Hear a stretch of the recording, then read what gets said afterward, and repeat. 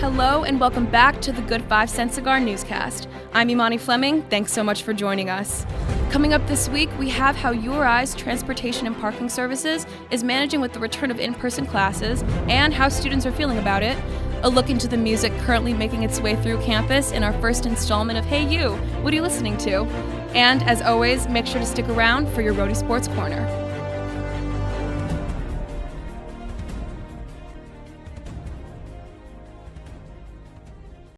With the majority of students and staff back on campus for in-person learning, parking spots in URI's commuter lots are filling up at faster rates than they were last school year.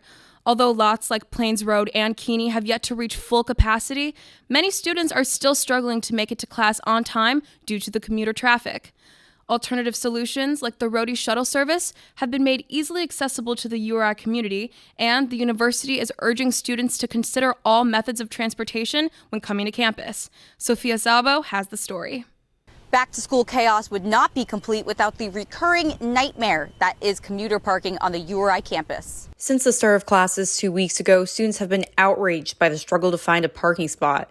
Plains and Keeney lot at the bottom of the hill, as well as the Fine Arts lot located at the top of campus, make up the three primary commuter lots. Parking is just a whole another scenario where I was very caught off guard at first. Didn't think it was going to be that big of an issue.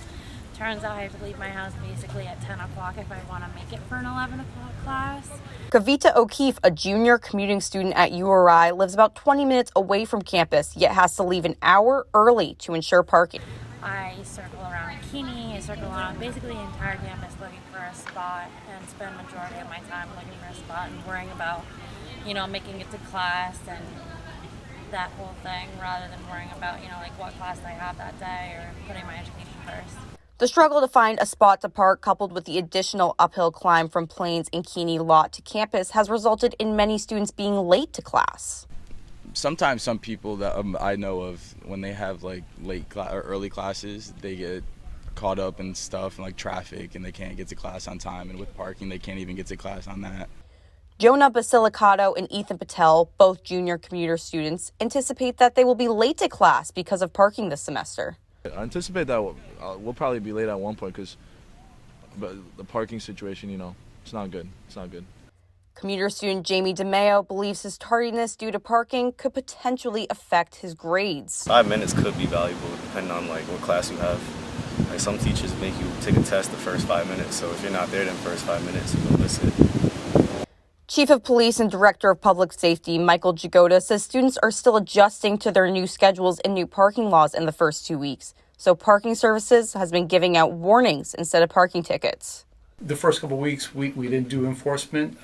It was really trying to get voluntary compliance, giving our community members warnings about where they need to park. And we were at different events throughout campus, on the quad, and getting that message. Our TAP personnel did a great job.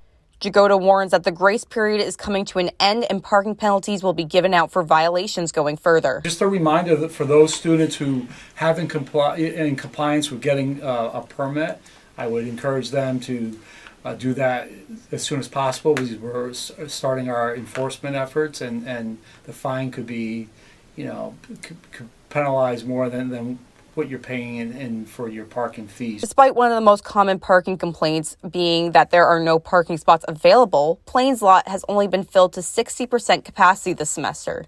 Chief Jagoda encourages students who do not want to walk uphill to classes to utilize the shuttle services that run approximately every 10 to 15 minutes during peak commuter hours. Major Jagoda, there is a construction site being built on West Alumni Ave that is going to be a parking lot. However, it is unclear who will be able to park there when it is finished. Sophia Szabo for 5 Cent Cigar News. And now over to Aniekan Okon with your Rhody Sports Corner. Thanks, Imani. Hello and welcome back to another edition of Rhody Sports Corner. Rivalry games was something that many Rhody fans missed last year due to the pandemic. This past weekend was a reminder that better days are ahead when the Rhody football team took on Brown for in-state bragging rights. The two teams competing Saturday for this piece of hardware, the Governor's Cup trophy. Opening drive of the game, Brown quarterback E.J. Perry drops back and finds Hayes Sutton for the 14-yard touchdown pass. Brown up 7-0. The Rhody offense would soon get going, scoring 17 unanswered points in the first quarter, including this play from quarterback Kasim Hill, who calls his own number and pushes his way into the end zone to make it a 2-score game.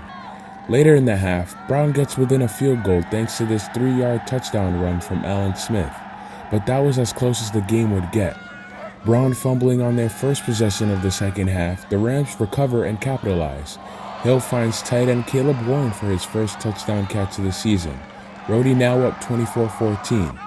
Brown tried to make things interesting late, but Jordan Jones had other plans. Here he intercepts E.J. Perry and takes it 100 yards to the end zone for the pick six. That would ice the game and help the Rams win their third straight Governor's Cup trophy by a score of 45-24. Huge win for us. I think it was our third in a row, which I think ties the school record for us. It's a great victory and going into an off week with the Cup and 3-0 and A-game thing at CAA coming at us. It was my first game in the rivalry. For a lot of people in the state, it means a lot. So I just wanted to come out here and experience it with the team. And for the people that this was their last game, we definitely wanted to send them off the right way. It's a great rival over there, great team, great tradition, and it was fun to just come out there and compete and get the wins together. Again, congratulations to them. Men's soccer has been off to a hot start to begin the 2021 season, unbeaten in 5 of their first 6 games. But they would face their first test of the season when they welcomed nationally ranked VCU to the URI Soccer Complex. The two teams would put up quite the fight. Fast forward to extra time with the score tied at 1. Rhody on the attack. Zach Jura finds Isak Otese, who fights off 2 defenders, spins, and fires a shot past the VCU goalie. Rhody knocks off number 22 VCU in their conference opener 2-1.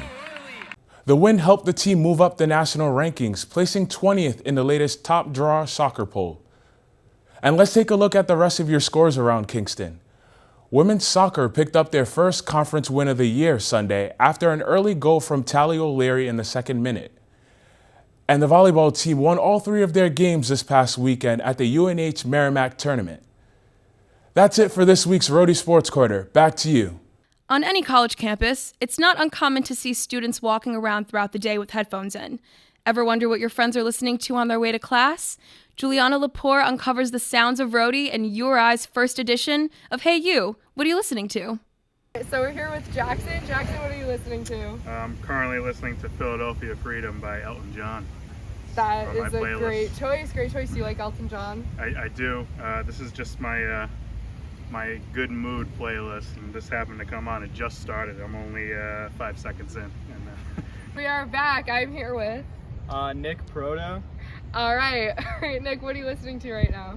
Dawn to Chant. We're here with Morgan. Morgan, what are you listening to? Party in USA. Awesome song. Love the throwback star Miley Cyrus. That's all we have for you this week at the 5 Cent Cigar Newscast. As always, make sure to check us out at RhodyCigar.com and follow us on Twitter at Rhody Cigar. Reporting from Kingston, I'm Imani Fleming. Stay safe, Rhody.